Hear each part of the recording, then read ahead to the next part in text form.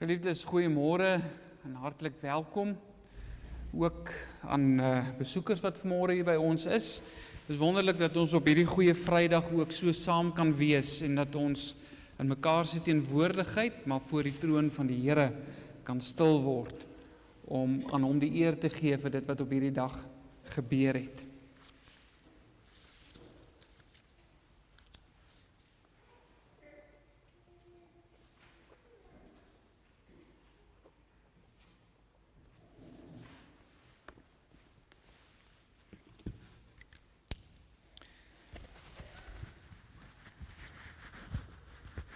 Kom ons raak stil voor die Here.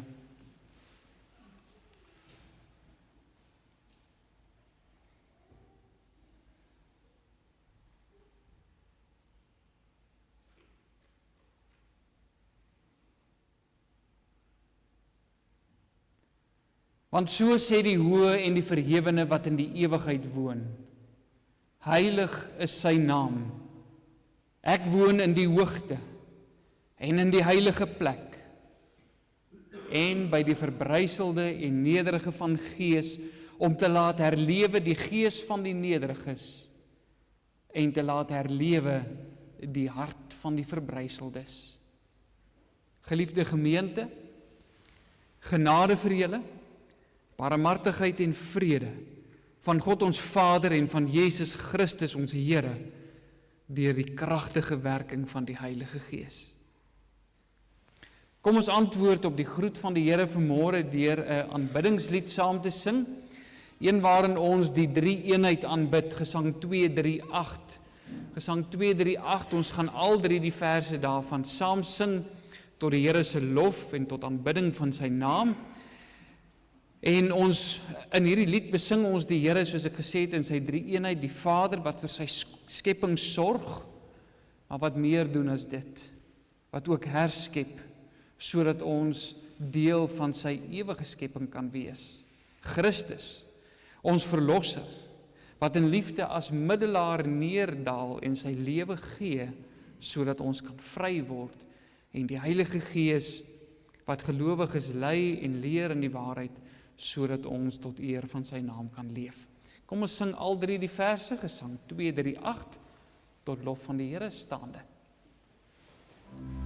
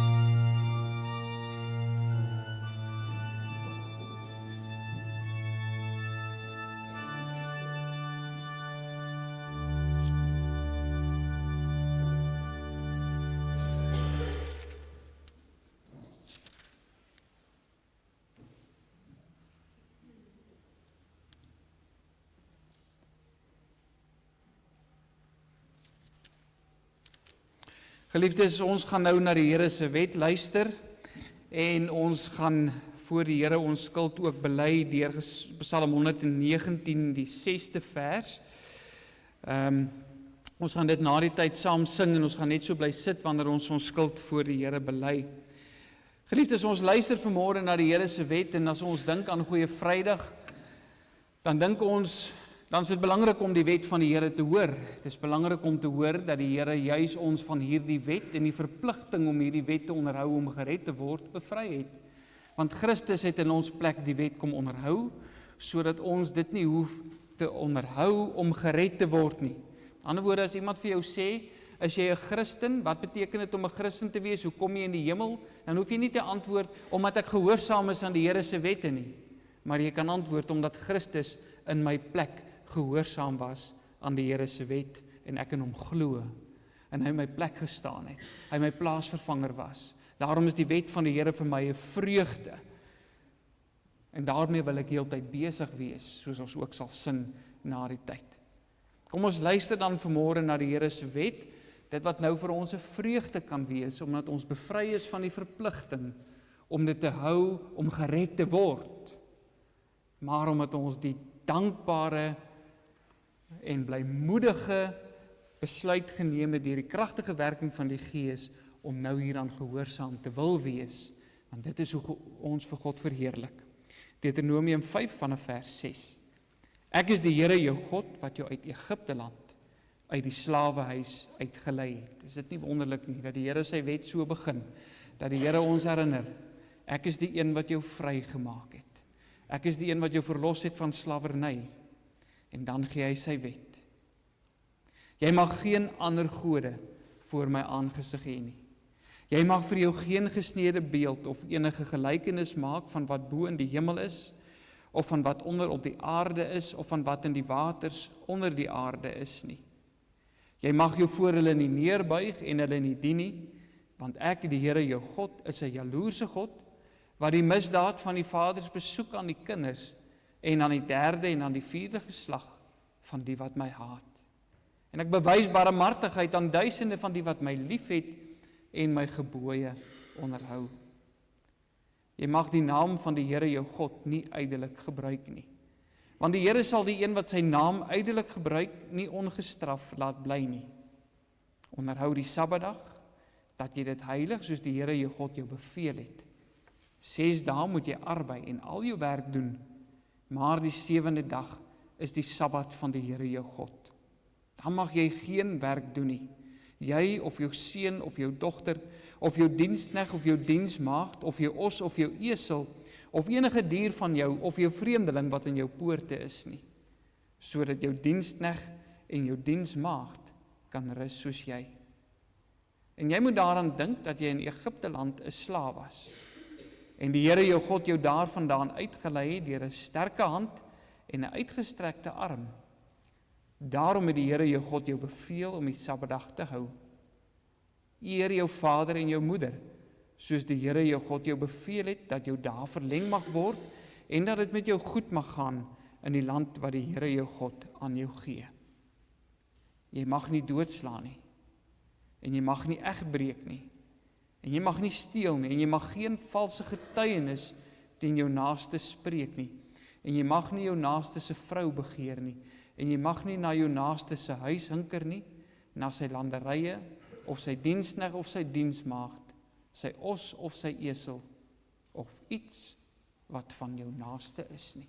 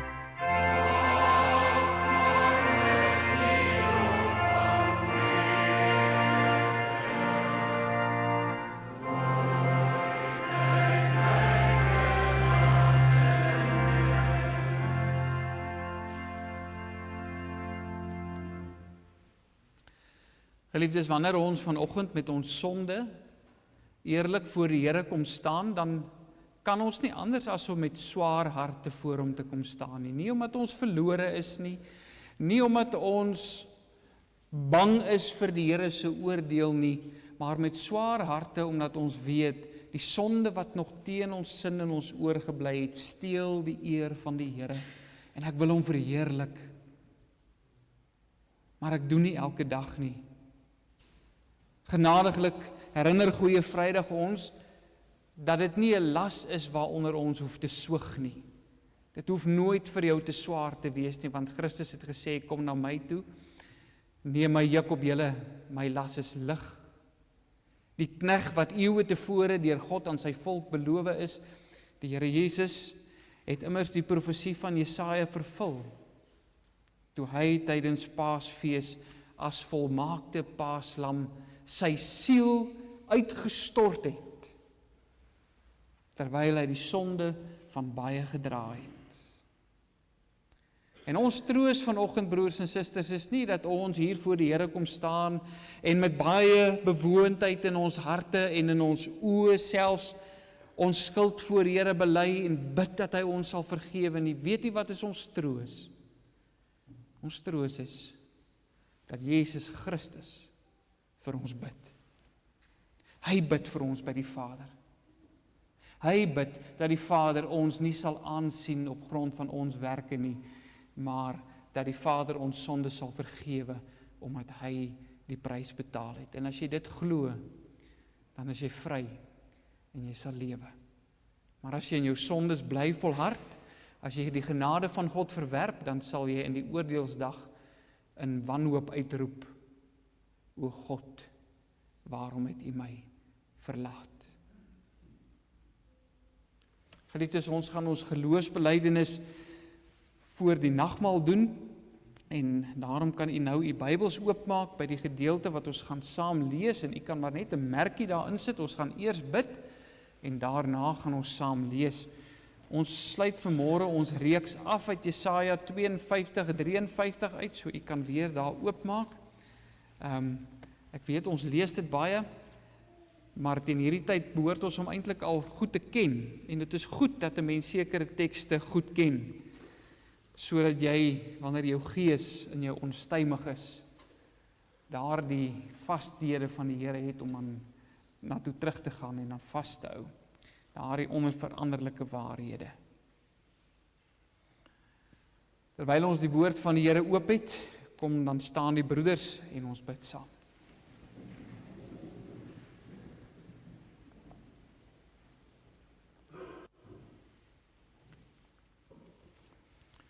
Ons Vader wat in die hemel is, wanneer ons op hierdie goeie Vrydag voor U stil word, dan is dit met diepe nadenke. Ons kan nie op hierdie dag maar net hier wees uit gewoonte nie, Vader, want dan mis ons die diepte van dit wat op hierdie dag gebeur het. Ons moet op hierdie dag nadink oor wat U vir ons gedoen het. En daarom, Here, aanbid ons U vanmôre as die Skepper, die een wat uit niks uit geskep het. Die een wat reeds met die skepping gewys het dat nuwe lewe net van U afkom. Die een wat reeds in sy skepping gewys het dat hy vir ons sorg en dat U ons liefhet in die manier hoe U die aarde geskep het, sodat dit plante voortbring wat saad gee, wat geëet kan word. U wat die tuin aan die mens gegee het en gesê het, bewoon, bewerk en bewaar dit, leef daarvan. U het ook die boom van die lewe gegee.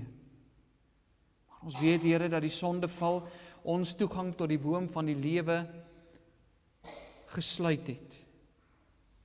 En dat ons plek in die intieme teenwoordigheid verloor het weens ons sonde.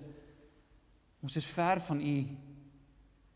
Maar ons dank U, Vader, dat ons nie net in Genesis 1 lees dat U 'n skepper God is nie, maar dat ons ook in Johannes 1 lees dat U 'n nuwe skepping tot stand gaan bring. 'n Skepping waar U nie iets uit niks maak nie, maar waar U lewe uit die dood uit bewerk. 'n Nuwe skepping waardeur U Seun Jesus Christus na hierdie aarde stuur om in ons plek te kom staan, om die offer te wees wat vir ons betaal, sodat die voorhangsel kan skeur en ons in die teenwoordigheid van die lewende God kan inkom sonder om te vrees, sodat elkeen wat in hom glo nie verlore mag gaan nie, maar die ewige lewe kan hê. Dankie vir vanoggend. Dankie Here dat ons kan deel in dit wat U Gees ook in ons harte kom bevestig. Dankie vir die kragtige werking van U Gees wat hierdie woord vir ons bevestig, wat ons oortuig van sonde en van verlossing.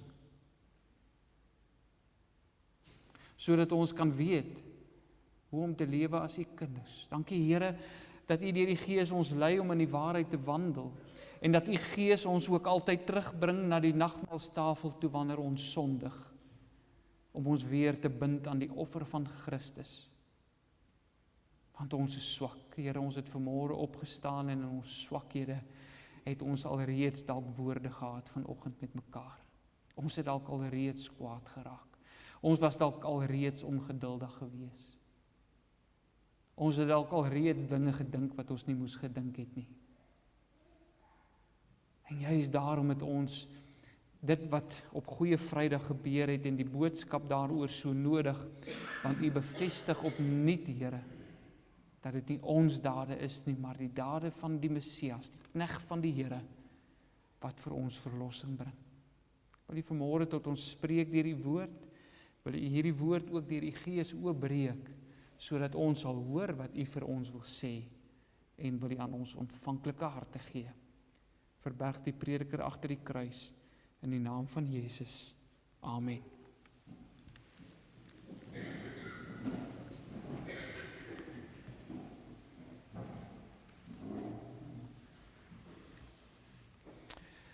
Geliefdes, Jesaja 52 vanaf vers 13 tot by hoofstuk 53 vers 12. Ons kom vandag aan die einde, soos ek gesê het, ons gaan dus fokus op vers 12, maar ek wil hê dat wanneer ons hierdie gedeelte saam lees, U in die besonder weer sal onthou waarmee hierdie lied begin.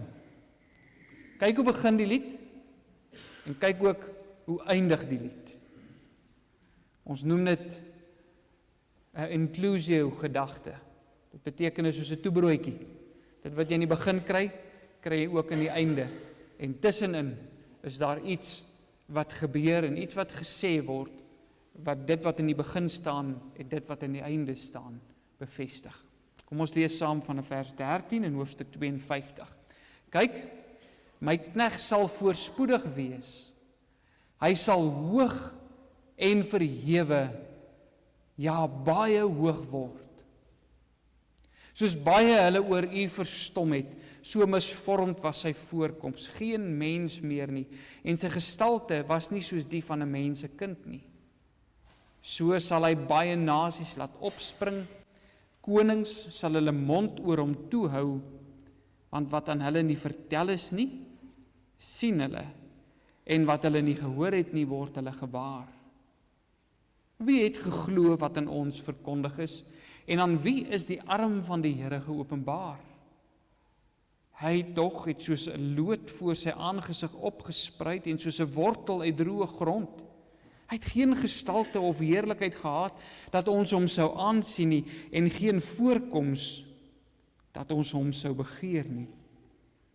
Hy was verag en deur die mense verlaat, 'n man van smarte en bekend met krankheid, ja, soos een vir wie 'n mens sy gelaat verberg.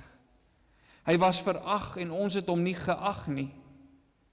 Nogtans het hy ons krankhede op hom geneem, en ons smarte, die het hy gedra. Maar ons het hom gehou vir een wat geplaag, deur God geslaan en verdruk was. Maar hy is ter wille van ons oortredinge deurboor. Ter wille van ons ongeregtighede is hy verbrysel. Die straf wat vir ons die vrede aanbring was op hom, en deur sy wonde het daar vir ons genesing gekom. Ons almal het gedwaal soos skape. Ons het elkeen sy eie pad geloop, maar die Here het die ongeregtigheid van ons almal op hom laat neerkom. Hy is mishandel, hoewel hy onderworpe was. En hy het sy mond nie oopgemaak nie. Soos 'n lam wat na die slagplek gelei word en soos 'n skaap wat stom is voor sy skeerders. Ja, hy het sy mond nie oopgemaak nie. Uit die druk en uit die strafgerig is hy weggeneem en onder sy tydgenote. Wie het daaroor gedink dat hy afgesny is uit die land van die lewendes? Terwille van die oortreding van my volk was die plaag op hom. En hulle het hom sy graf by die goddelose gegee en by 'n ryke was hy in sy dood, omdat hy geen onreg gedoen het nie en geen bedrog in sy mond gewees het nie. Maar dit het die Here behaag om hom te verbrysel. Hy het hom krank gemaak. As sy siel 'n skuldoffer aangebied het, sal hy 'n nakroos sien. Hy sal die dae verleng en die welbehaag van die Here sal deur sy hand voorspoedig wees. Weens die moeitevolle lyde van sy siel sal hy dit sien en versadig word. Deur sy kennis sal my knegt die regverdige baie regverdig maak en hy sal hulle skuld dra. Daarom sal ek hom 'n deel gee onder die grootes en met magtiges sal hy buit uitdeel, omdat hy sy siel uitgestort het in die dood en saam met die oortreders getel was, terwyl hy tog die sonde van baie gedra en vir die oortreders gebid het. Dit is die woord van die Here. Geliefdes, vers 12 herhaal ek graag.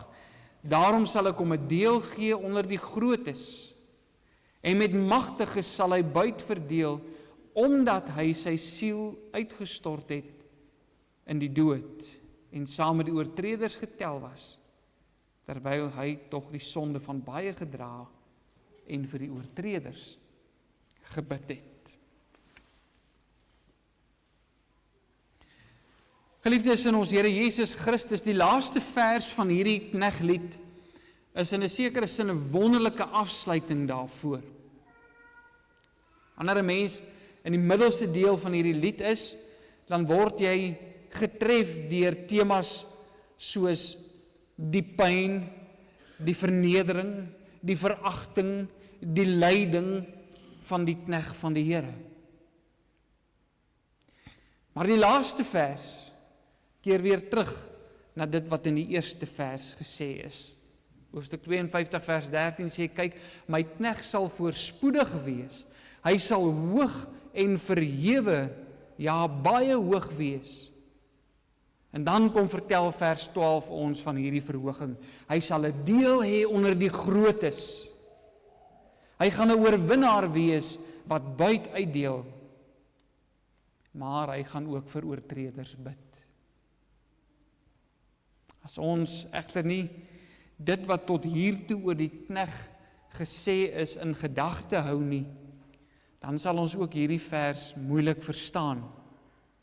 Want die woord waarmee hierdie vers begin, sê vir ons, jy kan nie hierdie vers lees as jy nie onthou wat in die res van die lied staan nie. Dit begin met die woordjie daarom. Nou probeer by enige iemand, broers en susters, 'n sin, sonder om enigiets verder te sê, by enige iemand kom en sê, daarom moet jy nou water drink, byvoorbeeld.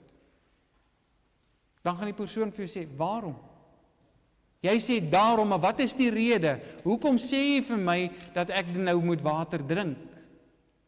Wanneer jy die woordjie daarom gebruik in 'n sin soos hier, dis 'n redegewende voegwoord. Met ander woorde, dit sê vir ons, daar is sekere inligting wat voor hierdie woord staan, wat jy in gedagte moet hou, as jy dit wat na die woord geskryf staan, wil verstaan. Die hoogtepunt waarop hierdie lied afsluit, is net moontlik. Dit kan net 'n hoogtepunt wees, as dit wat in die res van die lied staan waar is. As al die dinge gebeur, waarvan die res van die lied praat, dan volg dit waarvan vers 12 skryf. Daarom, omdat al hierdie dinge so is, Omdat dit oor die knegt waar is, omdat die knegt dit kom doen het, daarom. Dit is die rede. Die kruisdood van die Here Jesus was verskriklik en mense wonder dikwels hoe dat 'n simbool van skande, soos die kruis, 'n plek van redding kan wees. Hierop antwoord Jesaja in hierdie kneglied. Dit wat aan die kruis gebeur het, is juist die rede waarom die dinge van vers 12 waar is. Dit sê nie, vers 12 sê nie, ten spyte van die kruis, ten spyte van die lyding, ten spyte van die veragting, ten spyte van die pyn, ten spyte van die onskuldige dood van hierdie knegt nie. Maar dit sê juis omdat hy sy lewe uitgestort het in die dood. Daarom gee God hom 'n deel onder die grootes. Omdat hy vir oortreders intree, daarom hoef skuldiges nie meer te vrees nie. Omdat hy by oortreders gereken is, daarom dra hy die sonde van baie. Vanoggend hoor ons dat die kruis nie nederlaag is nie. Ons hoor vanmôre 3 dinge. Die kruis is die volmaakte offer. Dit is die triomf van 'n oorwinnaar. En dit is die werk van 'n ewige middelaar. Geliefdes, die middelste deel van vers 12 is in 'n sekere sin 'n samevatting van dit wat die knegt sou kom doen het. Dit waaroor die hele lied gaan. Dit sê dat hy sy siel in die dood sal uitstort en dat hy saam met die oortreders gereken sal word. Die belangrike van hierdie deel van die vers is egter die woorde dat hy die sonde van baie gedra het toe hy sy lewe uitgestort het. Hierdie lied beeld dus vir ons die knegt van die Here uit as die volmaakte offer. En u sal nou onthou, soos wat ons deur hierdie lied gewerk het, dat hierdie lied is vol offertaal. As jy weet en as jy 'n Jood was in die tyd toe hierdie lied aan hulle bekend gemaak is en aan hulle deur Jesaja aan hulle geopenbaar is, sou jy gehoor het hoe dat die taal van die offerdiens in hierdie lied opgesluit is. Dit beskryf byvoorbeeld die knegt as 'n lam wat ter slagting gelei sal word. As hulle nie die offerdiens gehad het waar hulle gereeld 'n lam vir hulle sondes moes slag nie, dan sou die volk hierdie beeldspraak nie verstaan het nie. Maar nou verstaan ons, dit herinner ons aan die offers wat die volk moes bring. Maar hierdie knegt gaan anders wees as die offers wat hulle gebring het. Hy gaan die volmaakte offerlam wees. Die een wat nie gereeld oor en oor gekruisig hoef te word of geslag hoef te word nie. Die een wat net eenmaal geoffer is as skuldoffer. Verder beskryf hierdie lied die knegt as 'n plaasvervanger. Een wat in die plek van sy volk sal kom staan, een wat die straf wat die volk toekom op sy skouers sou neem. Dit herinner ons ook aan dit wat gebeur het tydens die offerdiens, wanneer die hoëpriester sy hande op die offerlam gelê het, om simbolies ook sy en die volk se sondes op hierdie dier oor te dra. Want dit is wat met hierdie knegt gaan gebeur. Hy gaan die plek van sy volk inneem, want sê hierdie lied, hy neem ons krankhede, ons smarte, ons oortredinge op hom. Ja, die straf wat vir ons vrede bring was op hom. Hy is die een wat ons ongeregtighede op hom neem. Hy sal baie regverdig maak, sê vers 11 tot 12, juis omdat hy hulle oortredinge gedra het. Dwars deur hierdie lied word die onskuld van die knegt beklemtoon. Vers 9 sê dat hy geen onreg gedoen het nie en dat daar geen bedrog in sy mond was nie. Hy het met ander woorde geen sonde van sy eie gehad waarvoor hy eers versoening moes gedoen het nie. En jy sal onthou in die Ou Testament wanneer ons by die offerdiens stil staan, dat die hoë priester nie vir die volk versoening kon doen voordat hy nie eers vir sy eie sondes versoening gedoen het nie. Maar hierdie offerlam is die volmaakte. Hierdie knegt is die volmaakte. Hy was 'n plaasvervanger wat sy lewe as 'n losprys kon gee, juis omdat hy nie sonde gehad het nie. Hy neem ons plek op die altaar. En juis daarom was sy offer vir God aanvaarbaar gewees, want hy was die lam sonder gebrek. Vers 11 herinner ons dat hy die vrug van sy moeitevolle arbeid sal sien. Die vrug, of ons kan ook sê, die gevolg of die uitvloeisel daarvan, is dat dit baie regverdig maak, soos wat ons in vers 12 lees. Hierdie offer maak baie regverdig.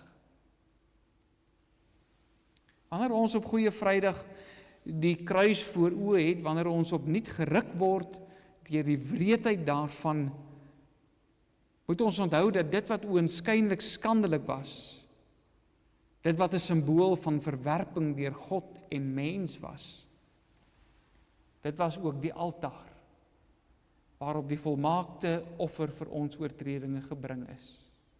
In Lukas 22 vers 37 haal die Here Jesus spesifiek die woorde van vers 12 aan, wanneer hy verklaar, want ek sê vir julle, dat dit wat van my geskrywe is, met ander woorde, hy sê, Jesaja het van my geskrywe, dit wat van my geskrywe is, dat dit nog aan my vervul moet word. Wat is geskrywe? En hy is saam met misdadigers gereken. Om gereken te wees saam met misdadigers beteken jy word hanteer asof jy een is. En daarom is die Here Jesus op Goeie Vrydag tussen sondaars gekruisig. Hy is hanteer soos iemand met wie niemand iets te doen wil hê nie, die veragte. Die onskuldige word soos 'n skuldige behandel. Hy neem ons plek in. Hy dra die sonde van baie. Sy liggaam word gebreek en sy bloed vloei tot 'n volkome versoening vir al ons sondes. As jou sondelas vanmôre swaar is, glo dan aan hom. Glo dat hy die knegt is wat jou plek voor God ingeneem het. En sy offer sal jou offer wees. Hou op om met allerhande offertjies te kom. Hou op om jouself beter te laat voel deur 'n paar goeie goedjies te doen en vir mense goed te wees, of mooi met mense te praat, of bietjie meer kerk toe te kom, of meer gereeld jou Bybel te lees. Doen dit vir ander redes. Maar moenie dit doen omdat jy beter wil voel oor jou sonde nie. Want dit gaan jou nooit beter laat voel nie.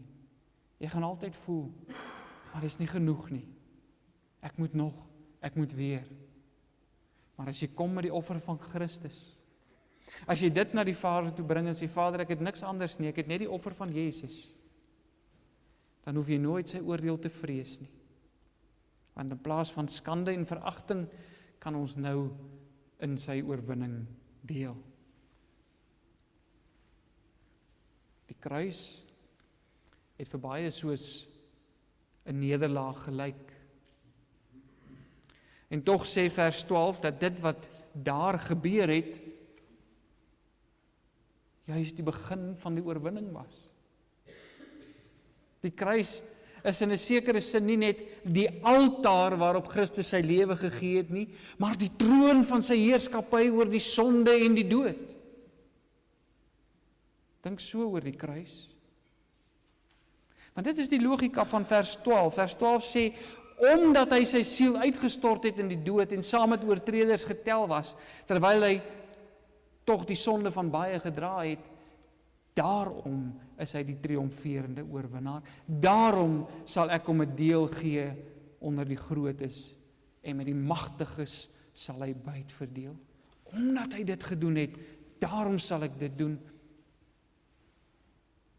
Geliefdes, ons moet die paradoks, die oënskynlike teenstrydigheid hier raak sien en waardeer. Die knegt word uiteindelik weer verhoog, soos aan die begin van die lied, hy kry 'n deel onder die grootes, maar sy oorwinning kom deur vernedering. Die kruis is waar sy oorwinning oor die sonde en die dood begin het. 3 dae later sou hy uit die graf uit opstaan, as bewys daarvan dat die oorwinning voltooi is. Hy is die een wat triomfeer, en daarom beloon die Vader hom met groot buit. Daardie buit het 2 betekenisse. In die eerste plek beteken dit, soos vers 11 sê, hy sal 'n nakroos sien, hy sal 'n nageslag hê, hy sal 'n volk hê. Die Here beloon hom met 'n volk. Die Here sê, ek sal vir jou 'n volk gee wat deur jou gered is, die kerk van die Here. Hulle wat deur sy offer uit die mag van die dood bevry is. Israel het gesmag na vryheid van die ballingskap waarin hulle verkeer het, maar hierdie knegt bewerk vryheid van die dood, van 'n baie groter en swaarder ballingskap. Daarom roep Christus ons op om in hom te glo, sodat ons in sy oorwinning kan deel, want wie in hom glo, sê hy, sal lewe, al het hulle ook gesterwe. Ons lees egter dat hy nie net buit met sy oorwinning verwerf het nie, met ander woorde, hy het nie net iets gekry nie, maar dat hy ook hierdie buit uitdeel.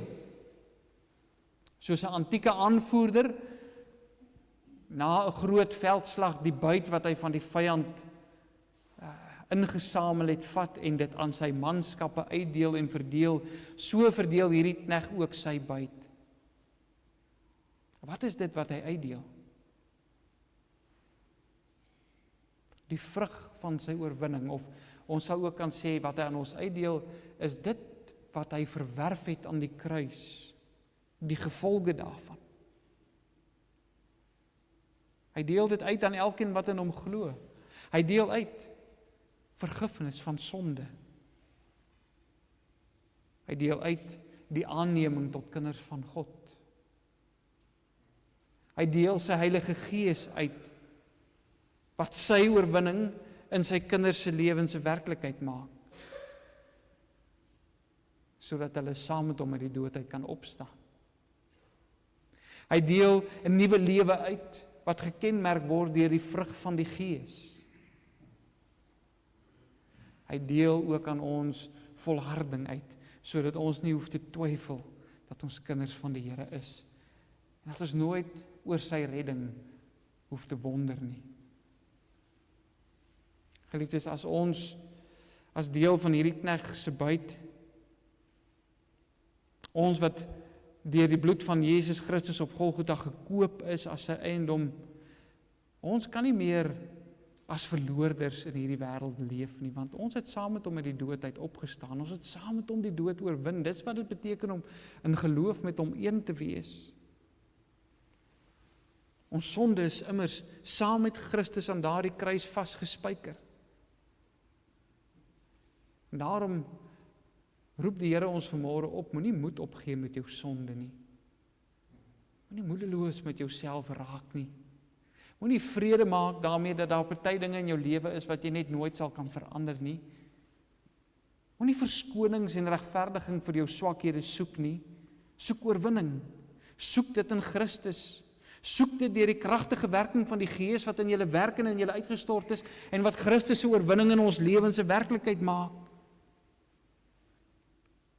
Romeine 6 vers 18 herinner ons dat hoewel ons onder die heerskappy van die sonde was, God ons op grond van Christus se oorwinning vrygespreek het, sodat ons nou diensbaar aan die geregtigheid is. Ons is nie meer dienaars van die sonde nie, ons is dienaars van dit wat reg is. En dit is 'n waarheid, broers en susters, wat ons nie net as individue moet omhels nie, maar wat ons ook as kerk van Jesus Christus moet omhels. Ons leef heeltemal te min vanuit die oorwinning wat op Golgotha behaal is. Dit is so hartseer dat ons in die kerk soms meer met ons koppe af leef as wat ons koppe ophef. Dit is soms asof ons in die kerk maar net aanvaar dat nederlaag ons voorland is. Ag, ons moet maar aanvaar, die kerk gaan krimp. Ons moet maar aanvaar, dinge gaan swaar gaan. Ons moet maar aanvaar, Christene gaan vervolg word. Ons moet maar aanvaar dat daar al meer op ons regte inbreuk gemaak word. So wat help dit in elk geval ons probeer? Gaan kyk ook, broers en susters, hoe lyk dit in kerke wat met so 'n mentaliteit leef. Hulle doen niks. Hulle verkondig nie die evangelie nie. Hulle is nie in hulle samelewing betrokke nie. Hulle probeer nie 'n verskil maak in die wêreld waarin ons leef nie. Hulle stry nie daarvoor om die koningskap van Christus op elke terrein te bevestig nie. Want wat help dit? Hulle het geen motivering nie. En dit bring ons terug by die vraag: hoe konkreet is die oorwinning van Christus vir sy kerk? Is dit iets wat ons glo? 'n kerk wat leef vanuit die wete dat die knegt verhoog is, dat Christus oorwin het, dat die buit uitgedeel is, so 'n kerk leef doelbewus vanuit die oorwinning. So 'n kerk laat haar nie stuit deur die uitdagings van die dag nie. So 'n kerk deins nie terug vir die vyand nie. So 'n kerk is nie stil nie, want hulle het iets om te sê. En dit bring ons by die derde punt, wat deur vers 12 bevestig word, omdat hierdie knegt die volmaakte offer is, wat oor die sonde en die dood triomfeer, is hy ook vir ewig ons middelaar. Vers 12 eindig met die gedagte dat hierdie knegt vir sy oortreders bid. Dit bevestig hom as 'n middelaar. Nou 'n middelaar is 'n middelman, dis iemand wat tussen twee partye staan en probeer bemiddel, soos wat ons nou in die Midde-Ooste sien met die oorlog daar, Pakistan wat byvoorbeeld as 'n bemiddelaar optree tussen die VSA en Israel en Iran aan die ander kant. So is Christus ons middelaar. Hy kom vervul hierdie profesie toe hy reeds aan die kruis begin het om vir sondaars te bid. Vader, vergeef hulle, want hulle weet nie wat hulle doen nie. Maar daar is 'n baie groter troos vir ons in hierdie deel van vers 12 opgesluit. Want hy was nie net aan die kruis 'n middelaar wat ingetree het vir hulle wat hom gekruisig het, hulle wat teenoor hom gesondig het, hulle wie se sondes hy gedra het nie. Omdat hy die dood oorwin het, omdat hy die volmaakte offer is hy steeds besig om vir ons by die Vader in te tree. Broers en susters, jy sal weet hoe wonderlik dit is as iemand vir jou bid. As jy weet iemand bid vir jou, as jy weet, as dit met jou moeilik gaan, as jy weet, daar's iemand wat vir my bid, dan gee dit vir 'n mens groot troos. Maar hoe wonderlik is dit nie om te weet, dat die Seun van God vir ons bid nie, dat hy vir ons intree nie. Hy behartig ons saak in die troonsale van die hemele. Ons almal ken die voordele daarvan, as jy mos nou op skool is, en jy is nou in die posisie, dat die skoolhoof se seun jou beste vriend is. En as jy nou iets gedoen wil hê in die skool, wat doen ons? Ons sê vir hom, gaan vra jy jou pa. Hy gaan makliker vir jou ja sê, as wat hy vir my gaan ja sê, of vir ons, want jy is sy kind. En dis presies wat die Here Jesus vir ons doen, wanneer hy as 'n middelaar optree. Die enigste verskil is dat die skoolhoof se seun nog steeds die risiko loop, dat sy pa vir hom kan nee sê.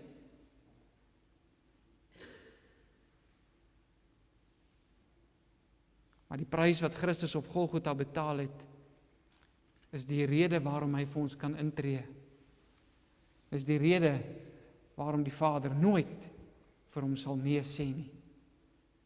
Vir dit wat hy vir ons bid nie. Dit wat hy oor ons vra nie. En hierdie waarheid word op 'n paar plekke in die Nuwe Testament bevestig. In Romeine 8 vers 34 lees ons dat Christus aan die regterhand van die Vader is, waar hy vir ons intree. In Hebreërs 7 vers 25 lees ons dat hy altyd leef om vir ons in te tree.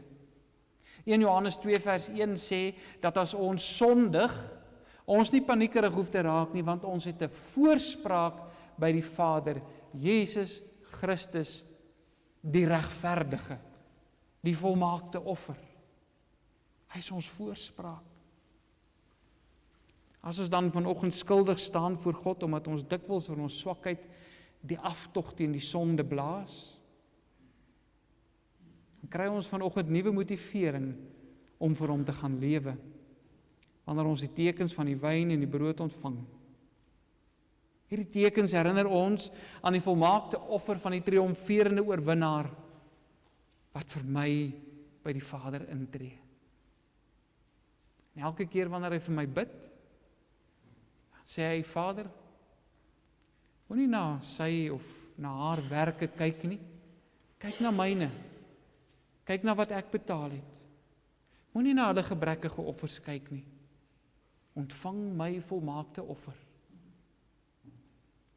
Liewe broers en susters, Goeie Vrydag bevestig opnuut wat ons in Christus het.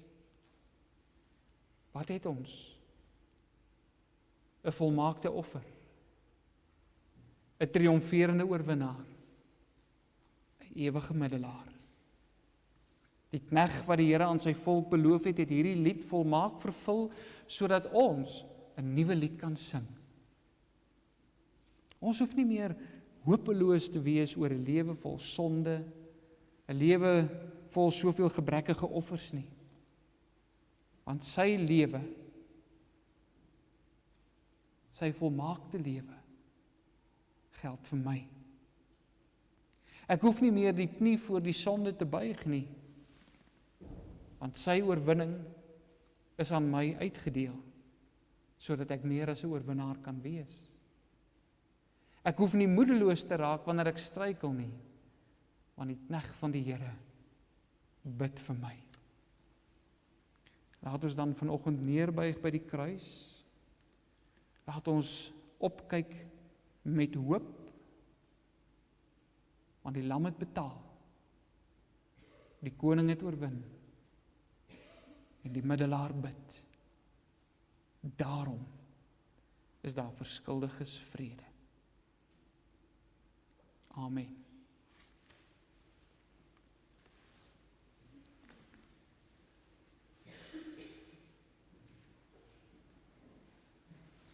Geliefdes, kom ons antwoord op die Here se woord vanoggend deur nou ons geloof in hom te bely. Ons doen dit staande, ons doen dit ook hardop vanmôre as u vrymoedigheid het om te sê, ons glo in die drie-enige God en in die besonder sy seun Jesus Christus wat vir ons sondes gesterf het. Kom ons verbind ons opnuut in geloof aan hom. Kom ons staan.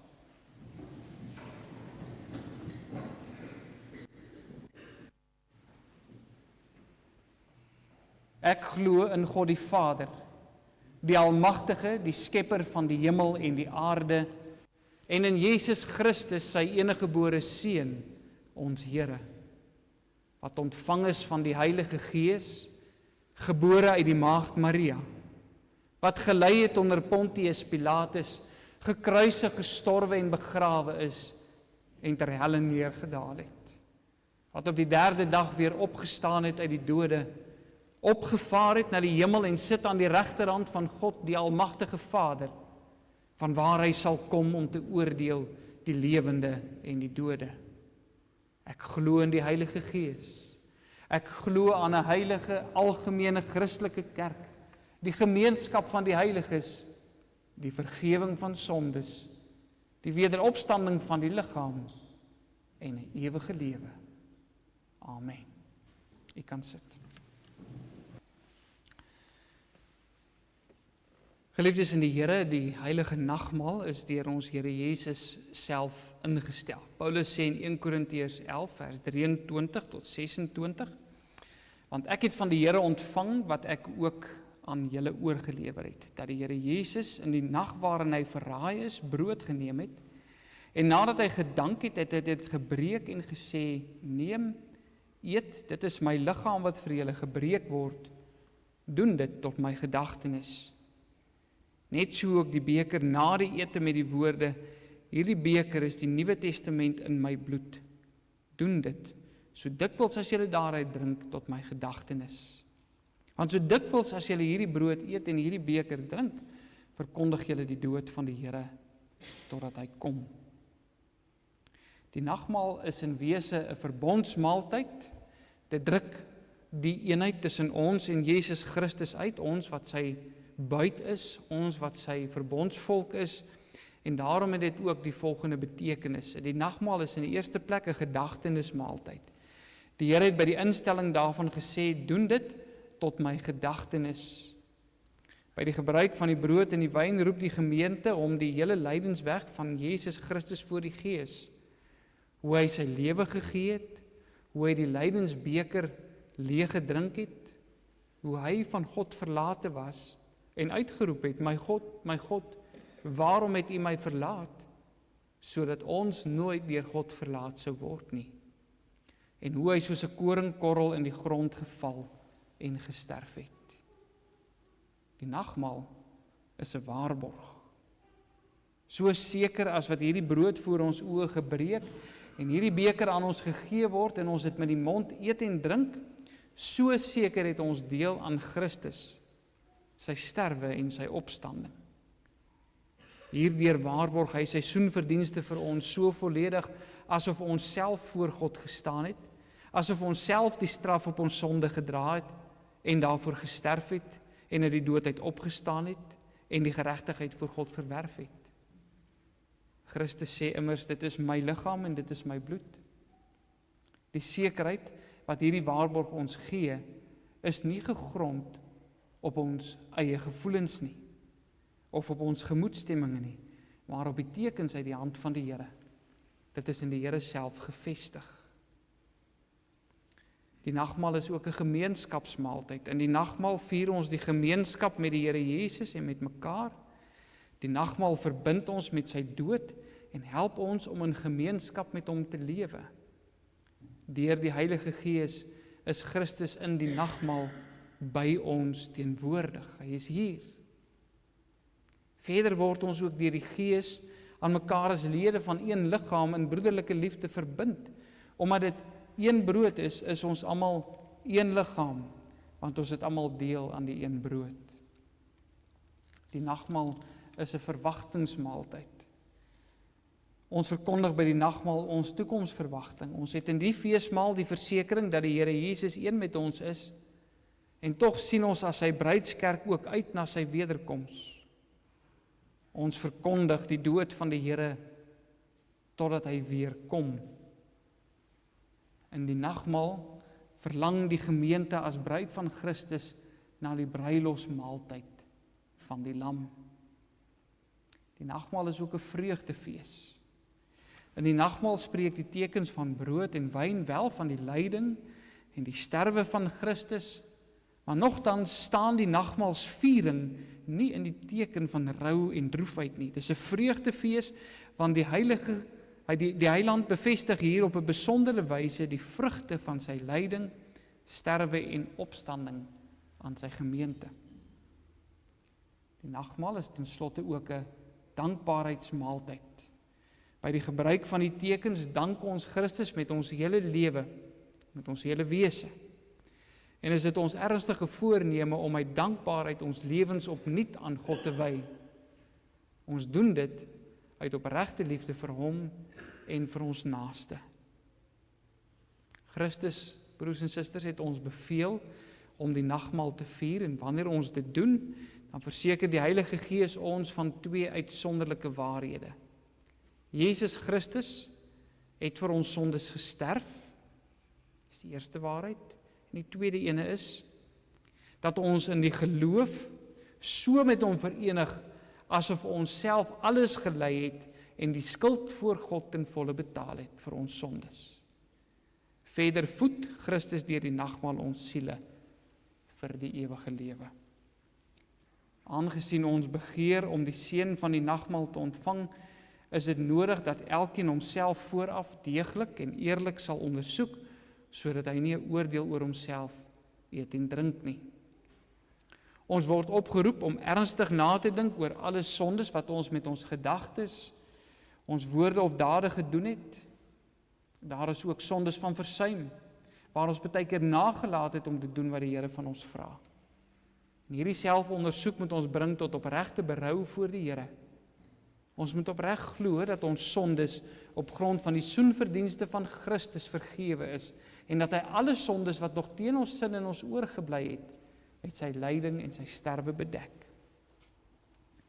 Ons moet ons ernstig voorneem om voortaan met ons hele lewe dankbaarheid aan die Here te bewys deur in liefde tot hom en ons naaste te lewe.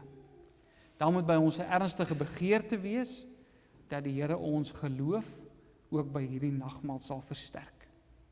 Mag die almagtige, barmhartige God en Vader van ons Here Jesus Christus deur sy Gees ons daartoe help.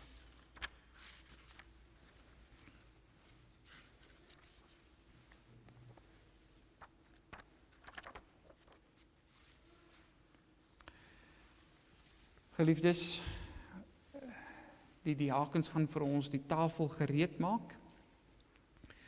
Terwyl hulle die tafel gereed maak, net 'n paar reëlings rondom die nagmaal.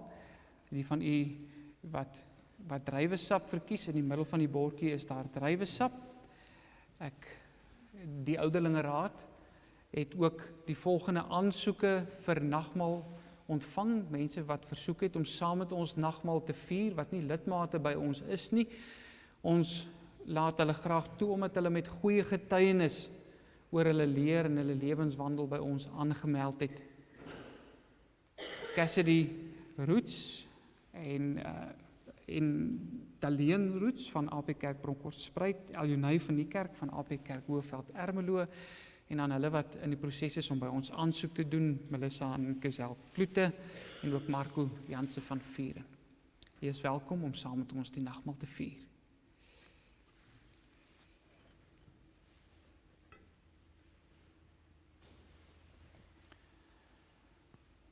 Geliefde gemeente, die brood wat ons breek, is die gemeenskap met die liggaam van Christus. Neem, eet en dink daaraan en glo dat sy liggaam gebreek is tot 'n volkome versoening vir al ons sonde.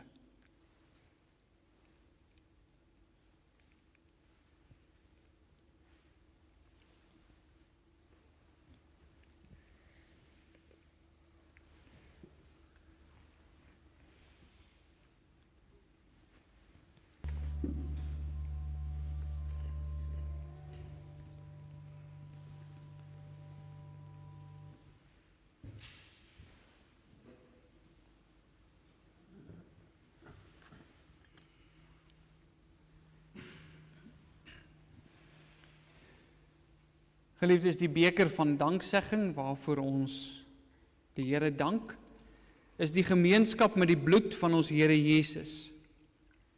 Neem, drink almal daaruit, dink daaraan en glo dat sy bloed gevloei het tot 'n volkome versoening vir al ons sonde.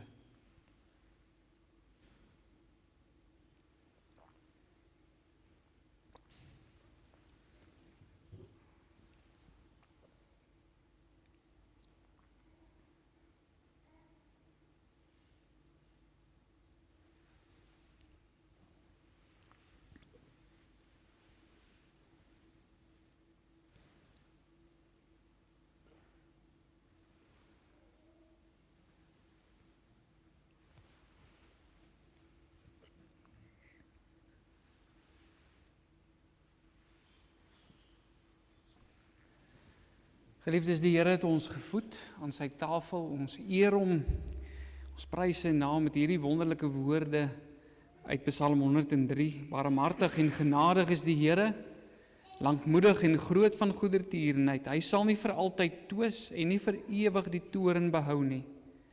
Hy handel met ons nie na ons sondes en vergeld ons nie na ons ongeregtighede nie. Want so hoog as die hemel is bo die aarde, so geweldig is sy goedertierenheid oor die wat hom vrees. So ver as wat die ooste verwyderd is van die weste, so ver verwyder hy ons oortredinge van ons. Soos 'n vader hom ontferm oor die kinders, so ontferm die Here hom oor die wat hom vrees. Kom ons bid saam.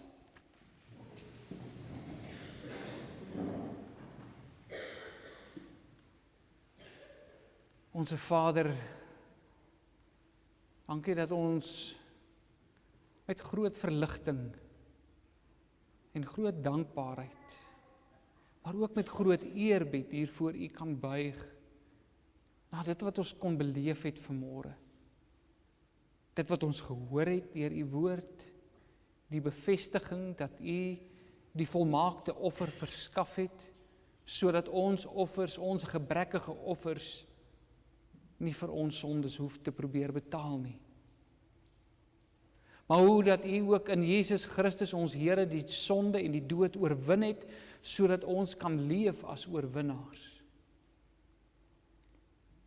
En hoe dat U, Here Jesus, steeds vir ons intree by die Vader, wanneer ons steeds in ons swakhede oortree. Wat 'n troos. En dankie dat daardie geestelike waarhede ook vanmôre op 'n tasbare manier aan ons bevestig is, deur die tekens van die brood en die wyn. Dankie dat ons dit kon eet en drink, en daardeur bevestiging kon kry dat ons deel het aan Jesus Christus se dood en sy opstanding. Vader, in hierdie wêreld wat so onstuimig is, kan daar vir ons geen groter troos as dit wees nie. Daarom bely ons ook saam met die Heidelbergse Katekismes vraag en antwoord 1, dat ons enigste troos in lewe en in sterwe, is dat ons aan ons getroue verlosser en saligmaker Jesus Christus behoort, die een wat met sy kosbare bloed vir ons sondes betaal het.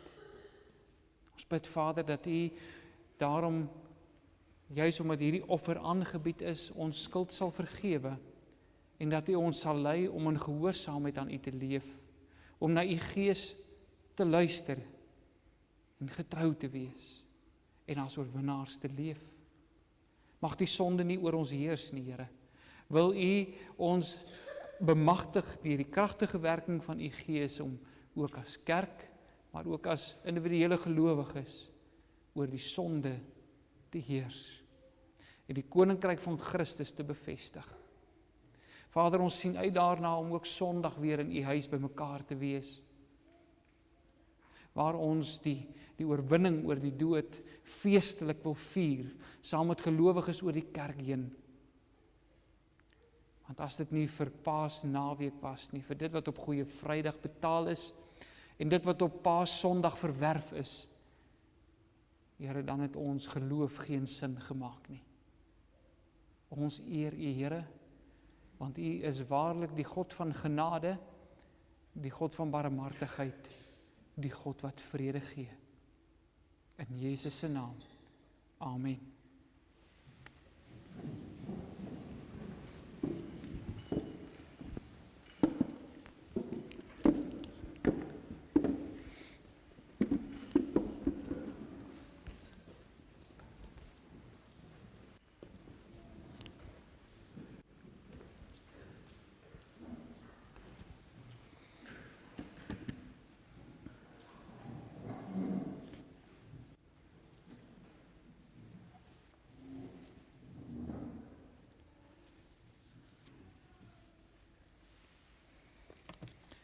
Geliefdes, kom ons antwoord op die prediking vanmôre deur gesang 71 saam te sing.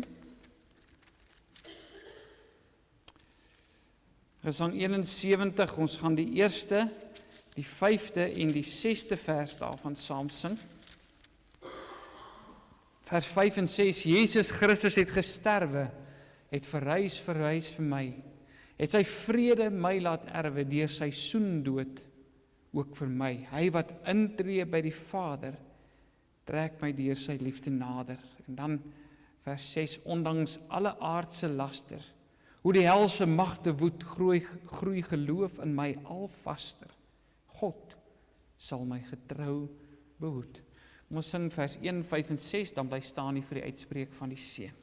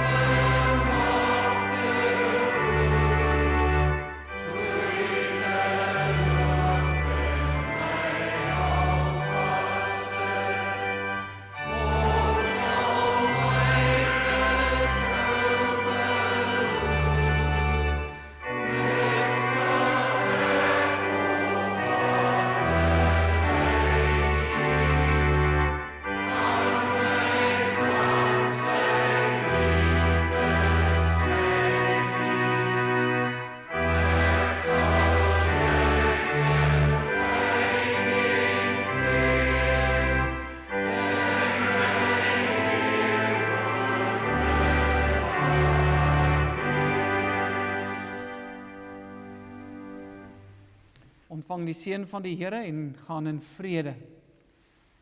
Die genade van ons Here Jesus Christus en die liefde van God ons Vader en die gemeenskap van die Heilige Gees bly met julle elkeen. Amen.